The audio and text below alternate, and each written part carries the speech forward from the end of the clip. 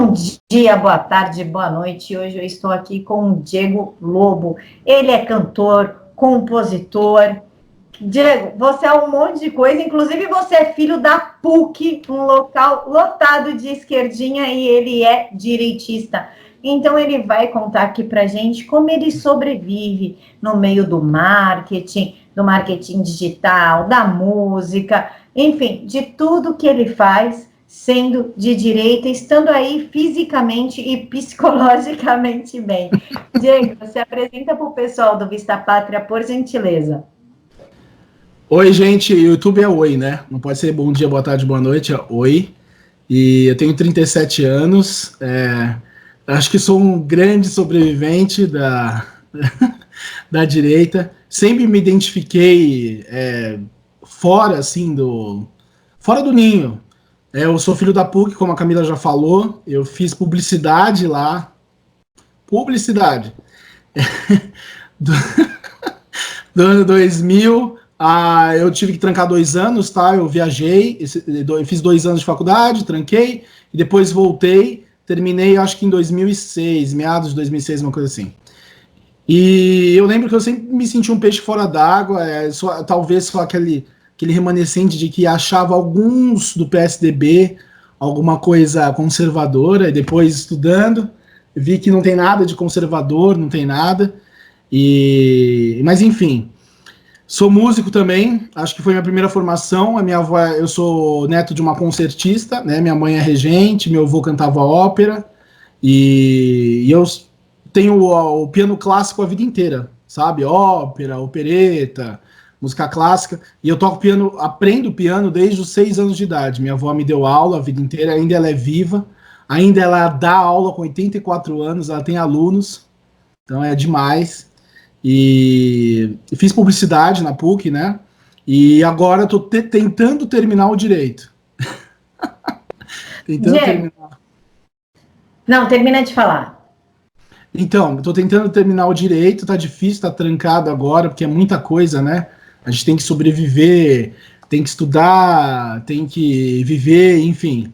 E acho que o mais importante de tudo para falar, desde 2016 eu sou aluno do professor Olavo de Carvalho, sou Olavete de carteirinha, amo o velho, um beijo se ele ouvir isso, alguém.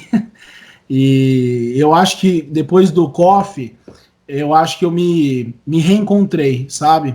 Fazendo o COF, eu meio que comecei a entender como que era o movimento esquerdista, que era um pouco do conservadorismo, principalmente buscando a vida intelectual, né, descobrindo os bons e verdadeiros livros, e parece que eu fui assim, aquilo que eu falei no começo do nosso papo, eu me sentia fora do ninho, e hoje eu me sinto dentro do ninho, né, e eu devo isso, primeiro, claro, pelos meus avós, meus pais, que sempre foram de uma matriz, assim, conservadora, acho que sem usar esse nome, sem ter isso, mas eles sempre me direcionaram para a moral dos bons costumes. Meu pai sempre foi via meritocracia, sempre falou, não, a economia que importa, mas com os valores conservadores. E meu avôzão, que já faleceu, Lobão, que cantava ópera, que falava assim, eu lembro quando o Enéas estava se candidatando, há muitos anos atrás, à presidência da República, ele falou assim, não vou votar no FHC, ele tinha uma voz assim, um vozeirão, porque o FHC é comunista. E eu lembro que eu era criança e ficou gravado isso, assim, sabe? E ele falou, vou votar no Enéas, esse tá falando certo. E olha, décadas depois, eu lembro disso ainda e ele tava certo, né? E é isso, Camila, acho que é isso. Sobre mim, eu vou resumir falando assim, francamente, eu sou porcaria nenhuma. Diego, como que é fazer publicidade, ser publicitário? Porque no jornalismo, ser de direita, atuar para a direita, esse negócio, o pessoal, mas jornalista tem que ser isento. Não, jornalista ele tem que ser neutro. Ele tem que passar as duas versões. Se vem uma acusação sobre você, para mim, eu ouço a pessoa que está te acusando e ligo para você e ouço a sua versão e posto as duas. eu sou neutra, mas eu não sou isenta. Isenção dentro do jornalismo é uma coisa que não existe. E nós convivemos o tempo todo com esquerdinhas, inclusive hoje, Jair Bolsonaro. Beijo, Jair, muito obrigada, porque está realmente difícil de pagar. Muito obrigada. Ele editou uma MP hoje, uma medida provisória, derrubando a obrigatoriedade dos jornalistas de pagar sindicato. Porque, de acordo com o STF, uma medida que o STF soltou há muitos anos atrás, a gente só pode atuar se a gente apresentar a BJ e a Brage. Uhum. São 2 sindicatos com 2 finalidades e 2 valores. E hoje Jair falou, liberte-vos. E nos libertou dessa obrigação de sustentar sindicatos, tá? E todos são de esquerda. Inclusive a BJ, Sim, base dela é o 147. Como é que é? Jornal 147, site 147 lá. 247. 247. Brasil 247. Esse mesmo. Eu manjo tanto que o Brasil 247, Diário do Centro do Mundo, e mais um outro agora que eu não lembro. É o Diário do Mundo. Isso, e do Sakamoto, que agora esqueci o nome lá do site do Sakamoto. Super idôneo, nossa. De uma isenção perfeita. Nossa. Extrema. Aí, então, hoje ele editou essa MP e os jornalistas, nos grupos de jornalismo, em vez de comemorarem dessa liberdade de não ter que sustentar algo e sim que seja opcional, deixou eles assim, nossa, Terceira Guerra Mundial, ó meu Deus, né? E no meio publicitário, eu sei que é da mesma forma, é 98% de esquerda, o resto é centro-esquerda e um valor ínfimo, que não dá nem para medir, é direita. Como é viver nesse meio? Então, eu sou 0,001 da direita, com certeza. Olha, é muito difícil porque eu tenho home office, tá? Eu trabalho por conta própria, eu tenho minha microempresa, presto serviço para outras empresas, a minha especialização é mídias digitais, tá? Então eu sempre trabalhei com isso, desde 2000 e... Comecei a fazer isso desde 2010, 2011, mais ou menos assim. E venho fazendo. Eu faço o curso do Ícaro de Carvalho, Novo Mercado, que é um cara hoje excelente, me atualizou muita coisa. E o que acontece? Os publicitários, os grandes publicitários se acham deuses, né? Porque eles criam, nós criamos, vamos dizer assim, mas criação acho que todos nós temos que criar, né? O músico precisa criar, um jornalista precisa criar bons textos, o médico precisa criar um bom atendimento, bom tratamento, um advogado precisa criar uma boa defesa, no caso se ele estiver defendendo alguém. E é normal, só que acho que no meio publicitário, no meio do publicitário é muito aquela coisa de festa, meu pai sempre fala, ficar se jogando confete, olha que maravilhoso que eu sou maravilhoso, olha não sei o quê, muita festa, muita bebedeira, muita puxação de saco naquele grupinho, desculpa a palavra, né, bajulação, vamos usar uma palavra mais bonita, E assim, é aquele clube, você tem um clube, né? É igual o clube dos jornalistas, tem um clube, quem tá fora dali, ou você é escanteado, ou eles vão vão fazer assassinato de reputação. A bênção que eu tenho muitos amigos, sabe? Sempre fui um cara de fazer bons amigos, de ter um feeling das pessoas. E, gente, desculpa, eu tô com pigarro, eu tô saindo uma sinusite, tá? Então tá difícil.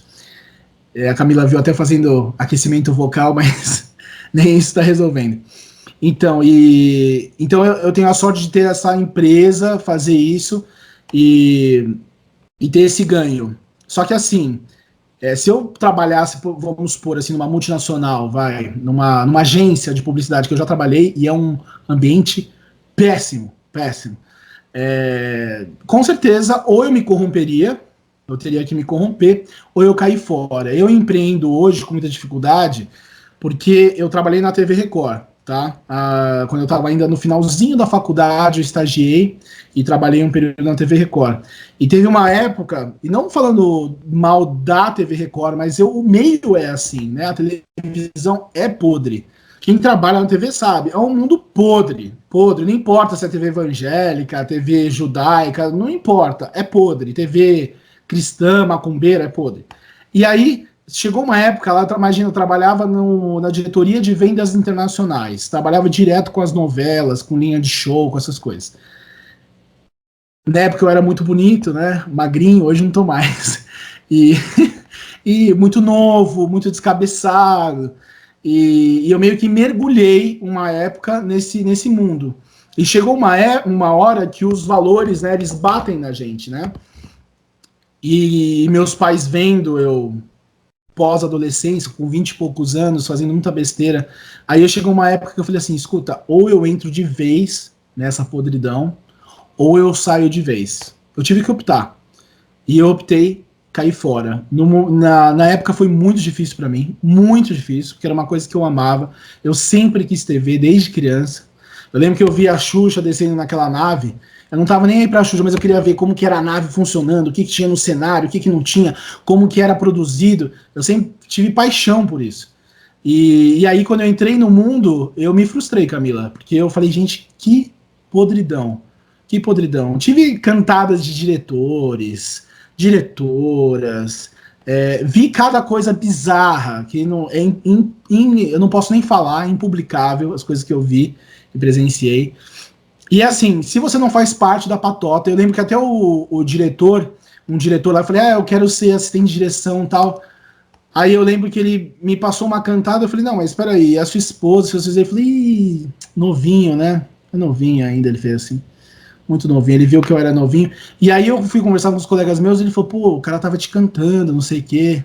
Aí eu falei, mas como assim? O cara não é casado, não tem família? Aí eles... Diego, tá novinho ainda. E eu não sacava, sabe? Eu não sei se eu vivia numa bolha, talvez eu vivia numa bolha e caí no mundão nessa época. E aí eu comecei a ver como que eram as coisas. E aí chegou num tempo que eu falei, vou cair fora, não é isso que eu quero pra minha vida. E me frustrei, engordei pra caramba depois, fiquei deprimido. E até que me reinventar, foi daí que eu comecei a trabalhar com as mídias digitais. Talvez foi isso que me salvou, vamos dizer assim, e aí eu entrei no direito. Eu era um cara muito revoltado com o negócio de lei, e aí quando eu comecei a fazer direito, acho que eu fiquei mais ainda, que eu vi que as leis, assim, tem muitas brechas, é uma palhaçada, uma patifaria. Meu pai é advogado, né, e ele falava, não pensa que saber lei vai te garantir justiça, esquece, não é assim, infelizmente não é assim, muitas vezes a justiça é só divina, às vezes, infelizmente. E aí, mas eu quero terminar, é uma coisa que eu quero terminar, sabe? O direito, uma coisa que me faz bem, eu gosto. E aí essa, mais ou menos, foi minha trajetória de vida, assim, acadêmica, é mais ou menos isso. Diego, na entrevista com o Ricardo Roverão, do Terça Livre, vocês conversaram sobre Nelson Rodrigues e a desconexão com a realidade e o seu canal, que antigamente se chamava Escola de Atenas. Você pode explicar um pouquinho o que significa essa desconexão do artista, do filósofo, do escritor com a realidade? Sim. Antes eu só vou falar que... Vou dar um adendo aqui rapidinho. O nome do canal que quis criar a Escola de Atenas, criei, e referência àquele quadro Rafael Sanzio, maravilhoso, um dos melhores quadros do mundo, né? Aquela pintura, na verdade, perdão, do Rafael Sanzio, e Escola de Atenas, que se referia à Escola de Platão, que ele pintou todos os grandes filósofos, né? Estão todos os grandes lá. E aí eu tava conversando com a minha amiga Estela Caymmi, filha da Nana, minha querida amiga, um beijo, Estelinha. E ela falou assim, Diego, muito pretencioso, Escola de Atenas. E aí eu falei, é Vero. Aí eu falei assim, então que nome que eu dou? Ela, pô, você tem um nome bom, tal, Diego Lobo. Eu falei, mas eu queria um nome. E aí a Nana, minha querida Nana, a minha cantora favorita, a mãe dela, Nana Caymmi, sugeriu um nome que eu amei, chama Gosto Bom. Que ela sabe que eu gosto de cozinhar. Na verdade, eu tenho paixões, minhas paixões. Comunicação, amo me comunicar, música, gastronomia, cozinho bem, né? Você viu hoje o bolo que eu fiz, né? E literatura, sou apaixonado por literatura, que eu vou entrar já, e filosofia, né, depois do COF, dos outros cursos do Olavo que eu já fiz. Então eu quis criar esse caldeirão de coisas e a Nana falou, pô, gosto bom para tudo isso. Então é gosto bom por... que é um gosto bom por literatura, gosto bom por filosofia? E aí eu gostei. E foi a Nana que batizou meu canal. Então eu tô muito feliz. E agora eu tô entrando, já gravando muitos vídeos, tava com um problema de edição aí, eu tava meio enferrujado de fazer edição, mas agora eu vou soltar muito material. Muito! E o slogan aí é minha veia publicitária, né? Alta cultura com muito tempero. É, é o slogan. Gostei. Então, gostou? Ficou bom? Alta cultura com muito tempero. E aí, o meu, assim, minha paixão de literatura, uma das é Nelson Rodrigues, dos brasileiros é Nelson Rodrigues, Machado também, Lima Barreto, mas o Nelson eu adoro, aquele jeito escrachado do Nelson, ele traz você para a realidade com aquelas coisas bizarras que ele escreve, né? E o Vestido de Noiva, eles falam que é o magnum opus, né, a obra-prima dele, é uma peça, né, uma peça teatral que tem 3 dimensões. Na caixa cênica, ela é dividida em 3 dimensões. A alucinação fica na frente da plateia, a memória no meio e a realidade lá atrás, no fundo do palco. E o Roveran conversou comigo, meu amigo Roveran, falando sobre isso, por quê? Porque o Nelson, Vestido de Noiva, mais de 70% das cenas se passam na alucinação, ou seja, fora da realidade. E o brasileiro, o professor Olavo sempre fala, o brasileiro não vive a realidade, é um povo que está fora da realidade, né?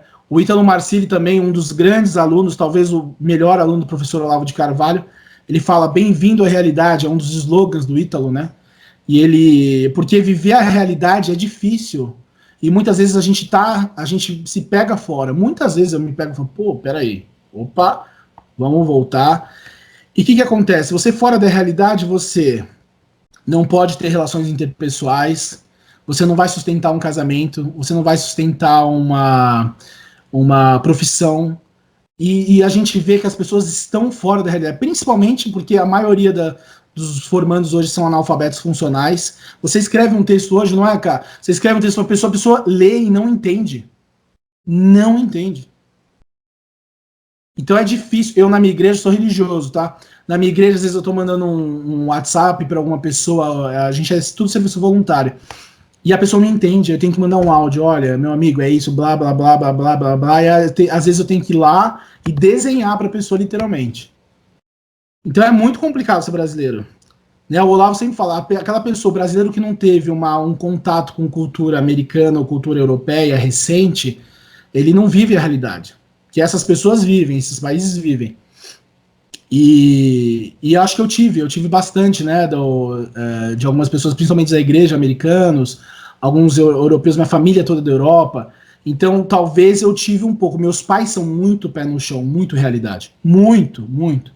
Então, às vezes, por exemplo, quando às vezes eu converso com a Estela, até é engraçado ela falar, Diego, você é uma das poucas pessoas que eu converso, ou algumas das pessoas que eu converso, que eu falo na cara, tudo. Eu não tenho problema de falar isso com você. E eu fiquei tão feliz porque eu sou assim.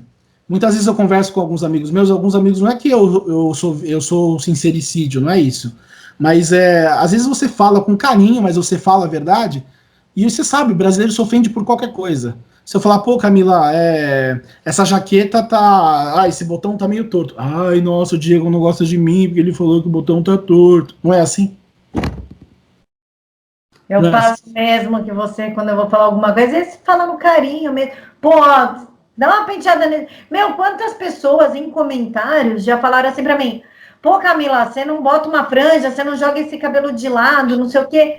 Ai, meu Deus do céu, o mundo me odeia, oh meu Deus, minha aparência importa. Não, e pra mim, eu funciono muito com perdão da palavra, que se dane. Entendeu? Minha aparência realmente ela não importa quando você tem conteúdo para passar. Então isso não me ofende. Mas você fazer às vezes mínimos comentários, isso ofende e as pessoas acabam te taxando, me taxam muito de ser ou mal educada ou que eu pratico sincerocídio.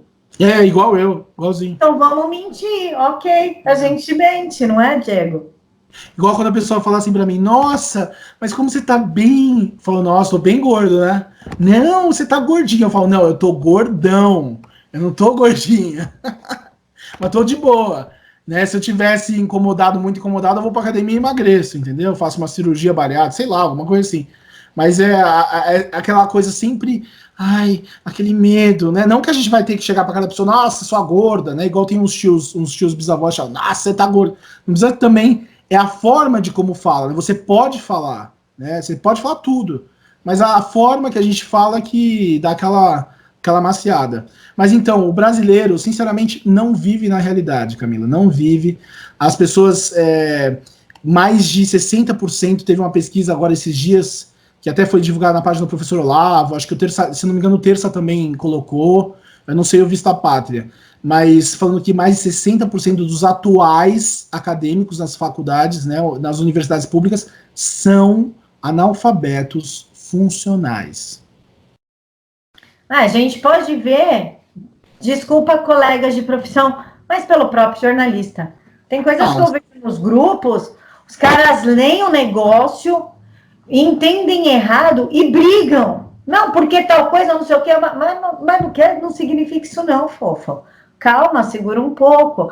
A pessoa, ela lê, ela não consegue interpretar e ela não consegue compreender. E isso eu culpo os 16 anos, começou com Fernando Henrique Cardoso, a degradação da educação.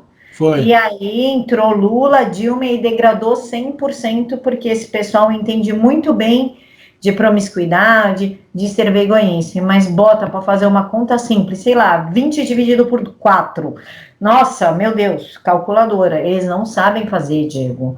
E, Diego, você é mais para a área da literatura. Como é que uma literatura a gente tem que ler muito, inclusive eu estou lendo neste momento Apologia de Sócrates. Boa. E são livros que você precisa de uma interpretação mais concisa.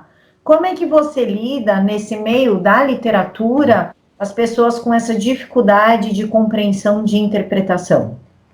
Então, primeira coisa que as pessoas não leem, tá? Não leem. Ler hoje é um tédio. Ah, mas você tá lendo isso. Esses dias eu postei que eu tava lendo um livro, não era nem literatura de ficção, era uma coisa mais voltada para psicologia. Eu acho que era da Ana Beatriz Barbosa, que eu gosto das mentes. Eu acho que era Mentes Perigosas. Eu acho que eu postei Mentes Perigosas. Ah, mas você lendo um livro desse, credo. Agora, e quando eu posto Emily Brontë, que eu amo, Morro dos Ventos Uivantes, é um dos meus livros favoritos, Dostoiévski, que eu tenho paixão, né? Eu conheci Dostoiévski com o Nelson Rodrigues, né? Porque o Nelson Rodrigues era... Leiam Dostoiévski, ele falava, né? Sempre, né? E também agora eu tô lendo Tolstói, A Morte de Ivan, eu nunca sei falar, Ilt, nunca sei falar. É aquela novela número 1 do Tolstói. Tô lendo o que mais? Tava lendo os teatros gregos, de Sófocles. Eu leio bastante coisa, sabe? Tô lendo bastante coisa. Eu pego às vezes as listas de literatura, de leitura ordenada do Contos Acadêmicos, são muito bons. Os meninos fazem uma lista fantástica, uma dica aí. Mas desde moleque eu gosto de ler. A minha avó, ela tem a coleção inteira do Monteiro Lobato. Inteira. Do Sítio do Pica-Pau Amarelo e os contos, né? Urupês e os outros livros de contos. E ela, desde criança, quando eu era criança, né? Ela sempre pegava esses livros e lia pra gente. Então, Disney, os livros da Disney, inspirados na Disney, meus pais sempre me incentivaram a ler quando eu era criança. Então a literatura sempre meio que teve presente na minha vida. Meio não, sempre esteve. Ela deu uma parada naquela época de PUC, né? Quando você vai ficando adolescente, né? Os hormônios começam... E aí entrei na PUC e é uma vergonha falar isso. Na faculdade de publicidade, se eu li 5 livros, foi muito. Tá? Se eu li 5 livros, foi muito. Eu lembro de um de redação publicitária, a Bíblia, que é o do Kotler, alguma coisa que você via, e alguma coisa, assim, pega aqui, pega ali, pega aqui.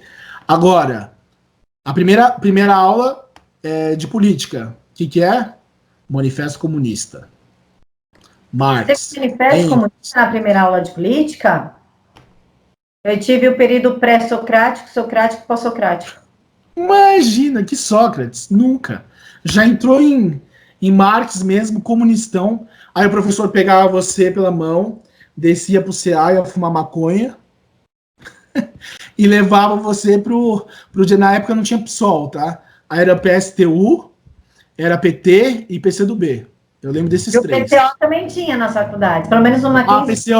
PCO, que era aquela professora, aquela bizarra. Era sempre uma professora lá, nossa, uma que mal. Era pra mim governar, falava assim. Eu lembro que era assim, que eu olhava aquilo, doía. Eu falava, senhor, né?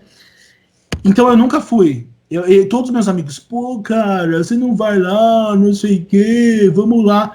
Eu falava, não, eu sempre falava assim, olha, eu tenho compromisso, não dá, minha namorada tá chamando, e eu sempre caí fora.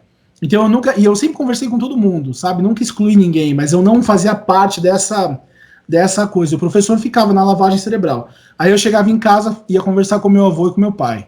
Ah, o que vocês acham disso? Não, isso é uma porcaria. Eu falava coisa pior, né? Isso daí é uma M. Não sei o que. Então eles sempre me direcionaram. Por isso que no começo do vídeo eu falei, graças a eles que eu me mantive. Eu tenho amigos de colegas dos meus pais, amigos dos meus pais, tem os filhos. O moleque entrou na PUC. Foi pra quebradeira, virou black bloc, começou a fumar maconha, começou a se perverter, era da igreja, se perdeu assim em meses. E assim, a primeira coisa que eles fazem, dão liberdade sexual para os jovens, dão drogas para os jovens, porque eles precisam se drogar para ficarem retardados, né, para serem massa de manobra. E assim, Camila, são meses para se corromper. Porque a gente sabe, o adolescente, quando a gente é adolescente, a gente se acha adulto, maravilhoso, mas não sabe nada, não, né? Jovem o Olavo sempre fala, jovem igual M, entendeu? Porque quando a gente é jovem, a gente só faz besteira, a maioria das vezes, né? Raras exceções. Então, e aí eles pegam quem? É lógico, essas pessoas, né? Falou, você tem que morar pra favela, a favela é bom, então você vai morar na favela. Esse meu colega queria morar na favela. Queria morar na favela, entendeu? Porque favela é bom. Na Mackenzie, tinha uma menina, a história dessa menina me marcou, uma história bem curtinha. A menina milionária, com muita grana. Sim, esse também. Uma família, tipo, sabe, família padrão, classe alta, tá? Pai trabalhando muito, mãe viaja, ela conheceu o mundo inteiro, e ela acabou, durante o Mackenzie, ela se apaixonou por um traficante. E ela queria ir morar com o traficante na favela. Simplesmente isso. Ela brigou com os pais. A mãe ainda cedeu para ela a casa da piscina, né? Aquela casa da piscina, que até um pouco confortável, né? Uma salinha, um chuveirinho, uma cozinha. E ela não quis. Ela simplesmente largou tudo e foi morar com um traficante. Que fim deu, não sei, e nem quero saber também.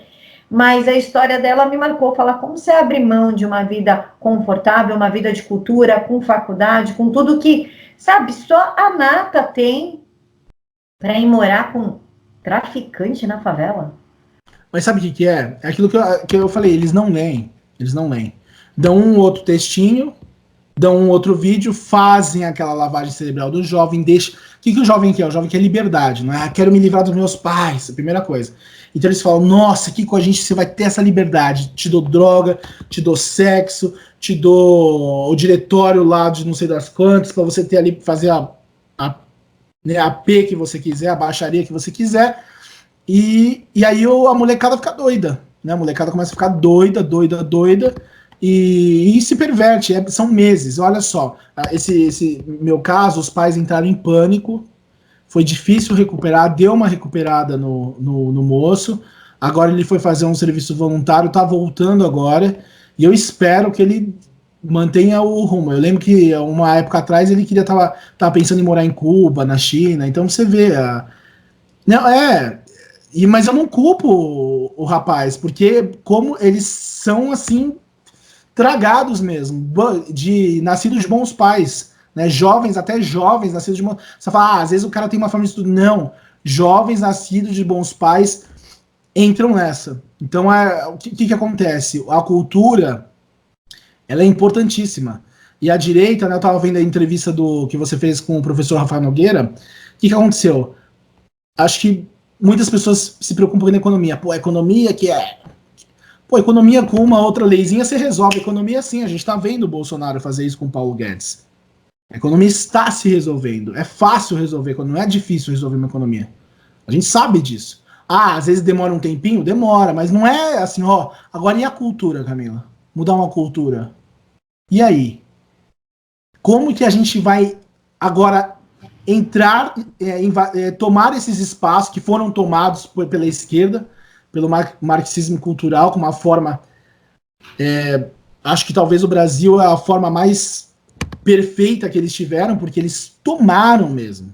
Eu lembro na minha época de PUC, se você falasse de, por exemplo, Jesus Cristo, eu quero fazer alguma coisa sobre a minha igreja, minha religião, eu quero fazer sobre um santo. Nossa, o quê? Santo? Não vai fazer. Você tem que fazer do cara da favela, do menino da favela que não teve oportunidade, tadinho, é uma vítima da sociedade, aquele blá blá blá, né? Da prostituta, era só isso. Só isso. Ô, então, Diego, o jovem, ele busca emoção, ele tá com os hormônios à flor da pele, ele tá naquela ebulição, ele busca emoção, ele busca liberdade, mas o jovem, ele também é muito curioso. Então, sim, a gente teve Sócrates, Pitágoras, Einstein, sei lá, vamos botar o povo mais atual aqui, Steve Jobs, Bill Gates, pessoas que, na sua juventude, o Steve Jobs e o Bill Gates largaram a escola. E eles fizeram, um fez a Apple e o outro fez a Microsoft.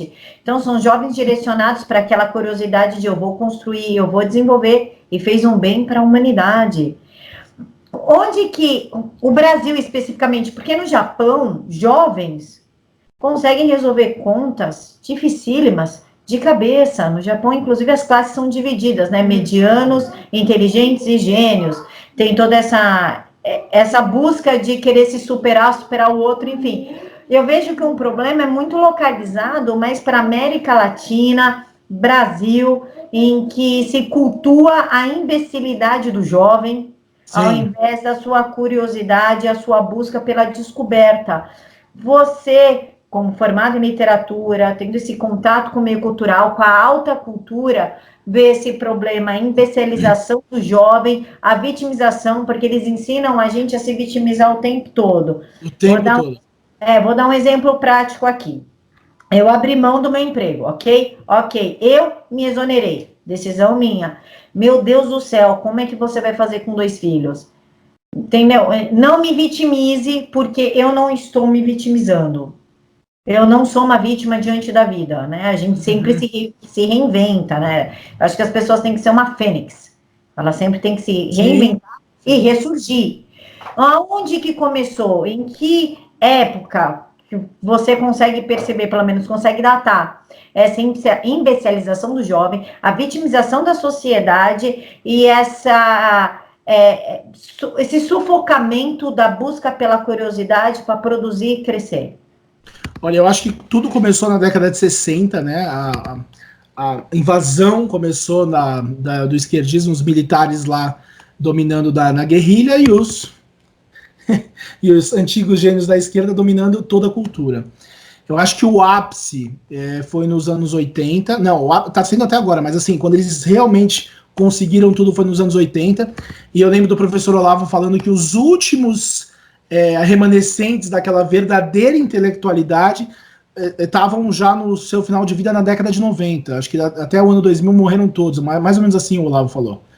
E você citou Steve Jobs, Bill Gates, o Olavo também, né? Ele não tem formação acadêmica, né? Acho que ele nem terminou o colegial. Ele é um dos grandes gênios do mundo, a gente sabe disso, né? Quantos artigos ele tem, quanta produção literária ele tem. Ele quebrou uma hegemonia praticamente sozinho, com pouquíssimo recurso. Ele nunca foi milionário, nunca foi nada. Então aquela coisa, né? A genialidade não está na universidade. Ponto. A gente sabe disso. Então o que acontece? Essa imbecilização, acho que começou, teve o ápice mesmo nos anos 80, anos 90. E aí, com o advento da internet, com as redes sociais, eu acho que a gente começou a se converger, né? Porque, por exemplo, como que eu achei o professor Olavo, a direita, o conservadorismo, na época do Bolsonaro, tantos colegas, internet, rede social. Então eu acho que com a rede social, com essa curiosidade, hoje, por exemplo, eu vejo muitos alunos do COF e muitos jovens se intitulando conservadores, mas por quê? Porque a internet trouxe a possibilidade de ter um conservadorismo, porque o professor sempre fala, não é escola sem partido. O nome devia ser escola sem censura, porque na universidade você não pode falar. O assunto anticomunismo é proibido, entendeu?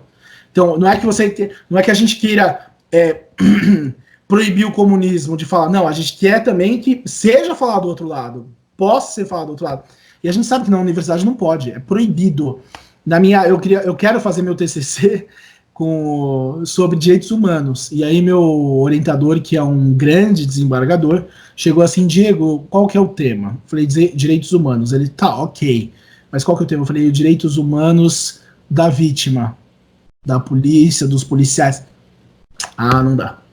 Não vai dar. Desculpa. Eu não entreguei TCC de jornalismo até hoje. Sabe qual era o meu tema? Eu não tive orientador, nenhum professor quis me orientar. Por isso que eu não entreguei meu TCC, isso já tem uns 12 anos. Era como o jornalismo impõe a espiral do silêncio manipulando a disputa política. Uau. Não, esquece. Também não tem.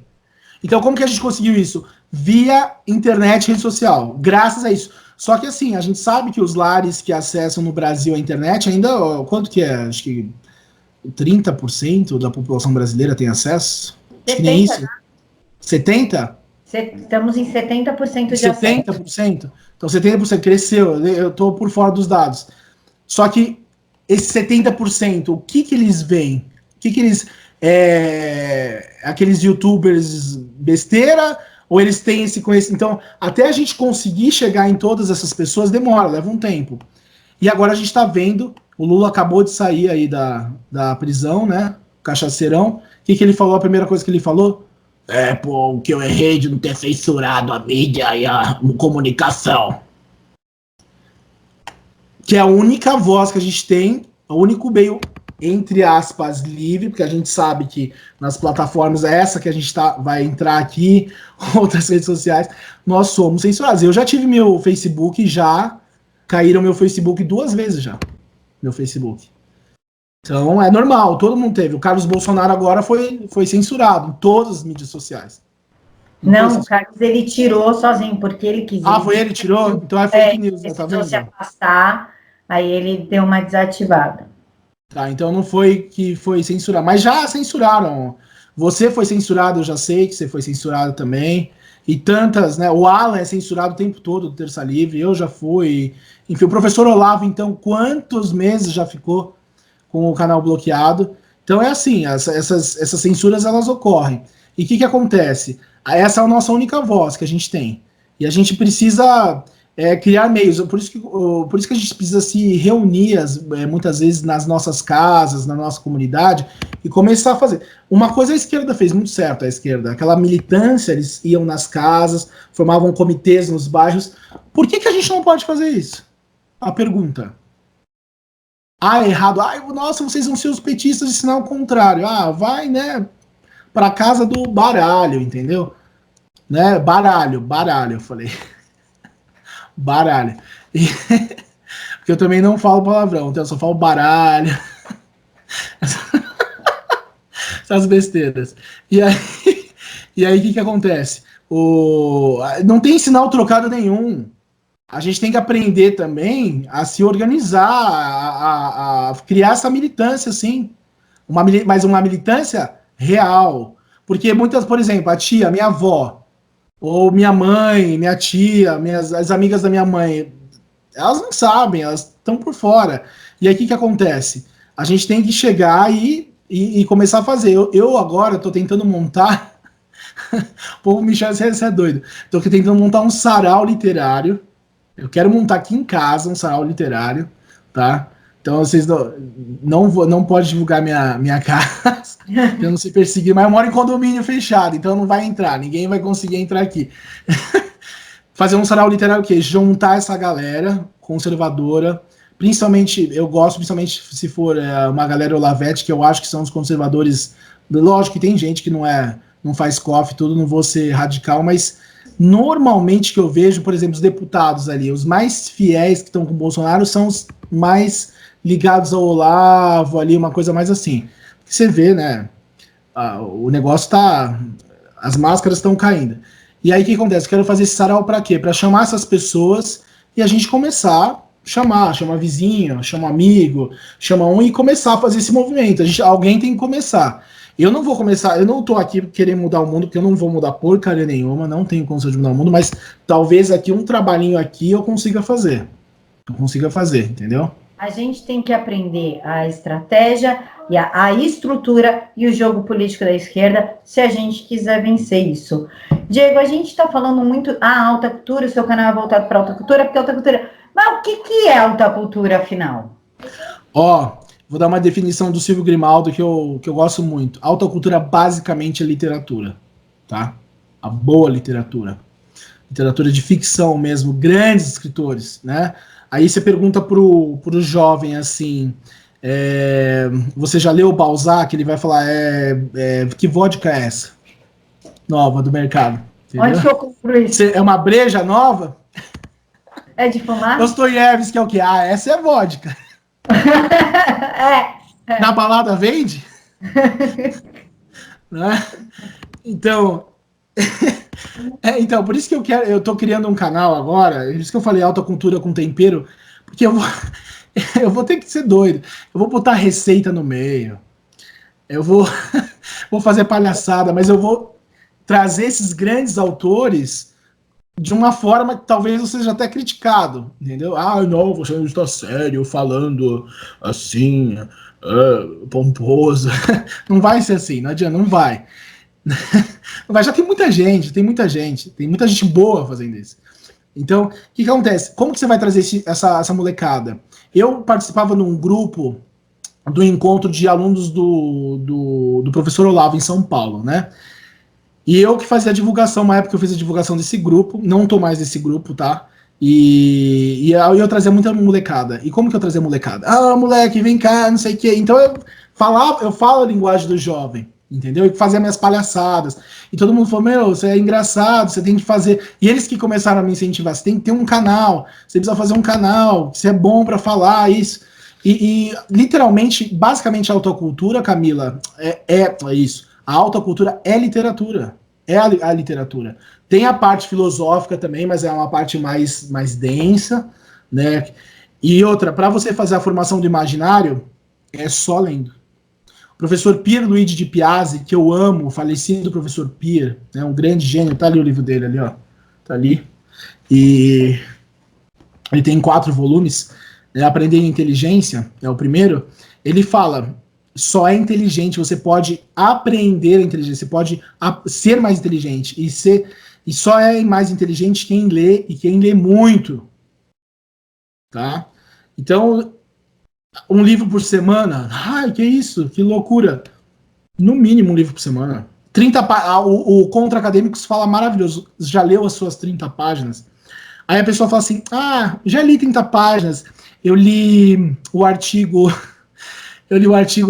da política, eu li o livro do, sei lá, uma biografia. Uma autoajuda, Jesus. Isso, eu li o autoajuda, li que mais? Aqueles horóscopo. Como deixar o seu marido com mais a relação mais apimentada, aquelas besteiras. E aí a pessoa vai ler, vai ver, e as 30 páginas de ficção, a formação do imaginário, não leu, entendeu? Então a gente tem que também ter esse foco. E assim, cara, as pessoas não leem, infelizmente as pessoas não leem. O meu foco é assim, tem a minha parente Rita Lobo lá, que faz culinária famosa, ela fala assim, olha, o que eu quero é trazer as pessoas para a cozinha, fazer que todo mundo saiba pelo menos cozinhar o básico, que a cozinha liberta, você saber cozinhar é libertador. O que eu quero fazer? Eu quero, que pretencioso, né? Eu quero tentar ajudar pelo menos alguém a ler, saber que ler é prazer, que ler aquilo ali, ó, é aquele T grande, entendeu? A paixão da leitura. E você só se apaixona pela leitura, o professor Pierre fala isso, quando você encontra o seu livro. Então você precisa começar a ler, ler, ler. Se você não conseguir passar da página 10, muda, muda, muda, até você achar o livro. Eu leio, sabe qual que é o meu livro? Qual que foi o meu livro? Assim, depois dessa redescoberta. Antes eram os contos de infantis lá, quando eu era moleque. Depois foi o Assassinato no Expresso Oriente, da Agatha Christie. Eu li o livro inteiro, não tô exagerando, acho que de manhã até o almoço.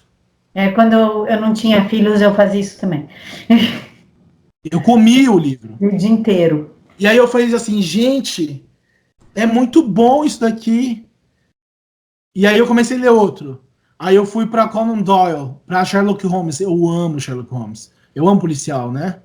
Alan Poe. Depois aí eu fui lendo, aí você vai, você engata, aí você vai ver a leitura é um prazer. Aí você lê até uns livros meia boca, você vai, pô. Mas você lê. Sim. Entendeu? Você lê até rótulo de shampoo quando você aprende a ler. E aí, por exemplo, tem um problema meu, uma amiga minha tava com um problema, eu falei, pô, não, peraí, você tá agindo igual a Emma Bovary.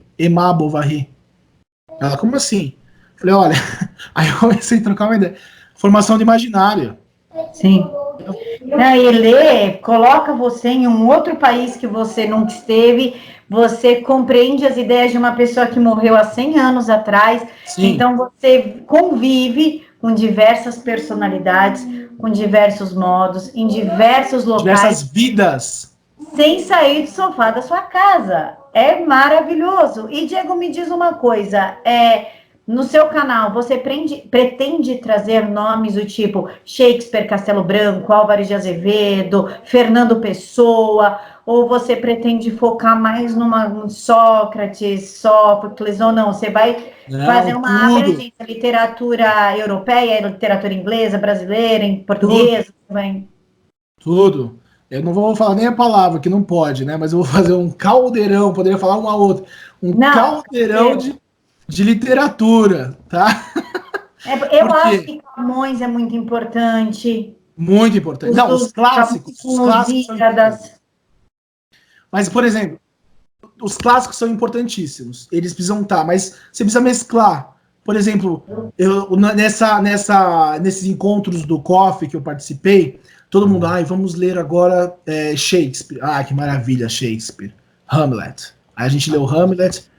Aí, agora nós vamos ler Memórias Póstumas de Brás Cubas, que eu adoro, que é uma ironia delicioso. Sensacional esse livro, é sensacional. E aí a gente leu quase tudo de Lima Barreto também. Vida e Morte de M.J. Gonzaga Sá, Triste Fim de Policarpo Quaresma, Recordações de Escrivão Isaías Caminha, e por aí vai. Aí eu falei, gente, peraí, tá pisando o Nelson Rodrigues. Aí todo mundo, Nelson Rodrigues, que absurdo, não sei o quê. Quero clássico. Eu falei, vamos pegar o Nelson. Né? Aí chegou no Nelson Rodrigues. Sabe o que aconteceu, cara, no Nelson Rodrigues? Todo mundo amou. A maioria ficou assim, ó. Eu não entendi nada. O professor Olavo fala, tem um texto do professor Olavo fala, que é um texto esparso, tá no site dele, que ele fala assim, eu devo muito ao Nelson Rodrigues, que eu, principalmente no A Vida Como Ela É e no Óbvio Ululante, que ele aprendeu a escrita, a forma de escrever perfeito, que ele fala que Nelson é perfeito principalmente nesses dois livros. Então precisa ter. Às vezes você vai ler, por exemplo, às vezes você é obrigado a ler. Que eu gosto, do Amar Verbo Intransitivo, do não é Manuel Bandeira. Mário de Andrade. Do Mário de Andrade. Que é um livro legal, mas todo mundo fala, é um saco.